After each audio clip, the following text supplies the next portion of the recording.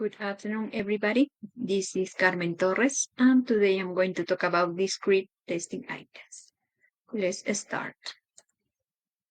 Well, for this part, I decided to assess with these 5 techniques. So the first one is completion or addition technique, the correct and incorrect technique, the multiple choice technique, the rearrangement, and the matching elements technique. So now I'm going to go one by one and explaining why I have chosen these techniques. So the first one is completion or addition technique. And this part is focused on the correct use of the language. So it's the grammar part, where the students have to choose or have to put in the blank spaces which one is the correct answer. If it is should or if it is could or maybe in the negative form. So yes, so they have to use these words, these modals to complete these blank spaces. And also here you have the correct answers. Then we have the correct incorrect technique. So based on the unit 9 that was provided to create this the discrete point, the techniques, we have this part that is talking about some activities. So they have to just circle the correct answer. If it is correct, they have to circle C. If it is incorrect, circle the I. And also here, I've provided the correct answers. In this part, we have the multiple choice technique.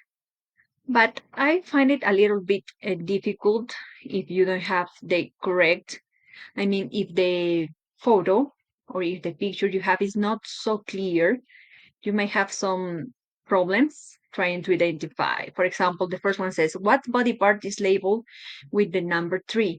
So, well, yeah, and this part is clear. You can see that is the shoulder, but for example, number 6, which says the number 6 points to them, could be also the hand or it could be the finger. So this part could be a little bit confusing. So would be a good idea to just have a bigger picture so we cannot have any confusions about it. And as the previous ones, you have here the correct answer part. The next part, I've chose the rearrangement technique, where they have some sentences that are in disorder separated by the slashes, so they can just, but also with here they have like a help, because they have here, for example, have and the period, so it's a help that they will know that this is the last part of the sentence. So here also, here all of them, and these one are the correct answers for all the 5 rearranged sentence.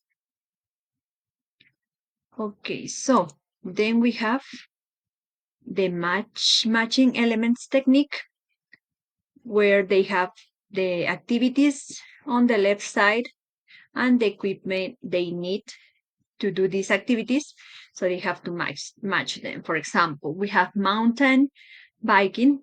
So this one is with the letter C. So they need a helmet to do this activity and so on. So this is, I think it's easier because also they have the pictures in the book, so they can take a look what they need to do these activities. And I think this was the creation of these activities, these questions.